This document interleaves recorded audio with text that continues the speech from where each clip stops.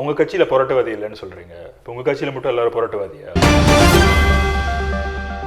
எங்க கட்சி ஹிண்ட்ராஃப்லேருந்து வந்தது. உங்களுக்கு நல்லா தெரியும், நம்ம 20 வருஷத்துக்கு முன்பே ஹிண்ட்ராஃப் கீழே பெரிய போராட்டம் நடத்தினோம்.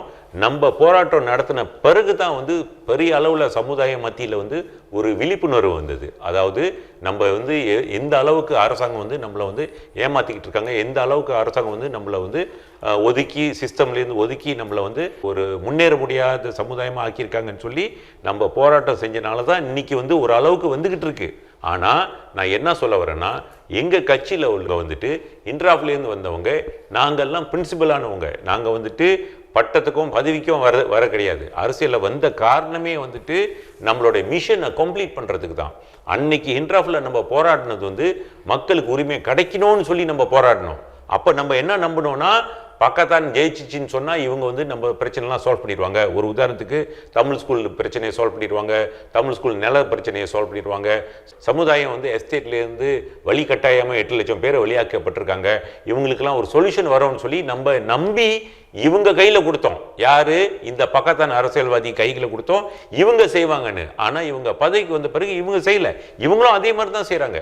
ஸோ இப்போ நம்ம ஹிண்ட்ராஃபை நம்ம கட்சியாக மாறி இன்னைக்கு கட்சி மூலியமா நம்ம என்ன செய்ய பார்க்குறோம்னு சொன்னாக்கா, கட்சி மூலியமா மாற்றத்தை கொண்டு வர பார்க்குறோம். நீங்கள் நல்லா புரிஞ்சுக்கணும், போராட்டவாதியா மட்டும் இருந்தா போதாது.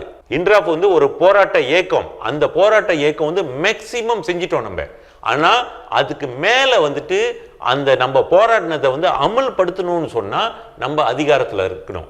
அதிகாரத்தில் இருந்தா தான் நம்ம புது புது கொள்கைகளை உருவாக்கி கேபினெட்ல பேசி ஒரு முடிவுக்கு எடுத்து அரசாங்க மெஷினரியை பாவிச்சு அமல்படுத்தி மக்களோட முன்னேற்ற பாதையை சக்சஸ்ஃபுல்லா போகும்னு சொல்லி செய்யணும்னு சொன்னா அதிகாரத்தில் போகணும். இப்ப பிரச்சனை என்னன்னா, பிகேஆர்லயும் டிஏபியிலும் உள்ள இந்திய தலைவர்கள் அதை செய்ய போறது இல்லை. ஏன்னா அவங்களுக்கு அந்த அளவுக்கு அவங்களுக்கு ஆற்றல் இருக்கானுங்கிறது எனக்கு சந்தேகமா இருக்கு. ஆனா நம்மளுக்கு ஒரு வாய்ப்பு கொடுத்து நம்ம ஆட்சியில உட்கார்ந்தோம்னு சொன்னா நிச்சயமா அந்த அரசாங்கத்துக்கிட்ட கேபினெட்ல பேசி என்ன சமுதாயத்துக்கு செய்யணுமோ அதெல்லாம் நம்ம பேசி அதை அமலுக்கு கொண்டு வருவோம்.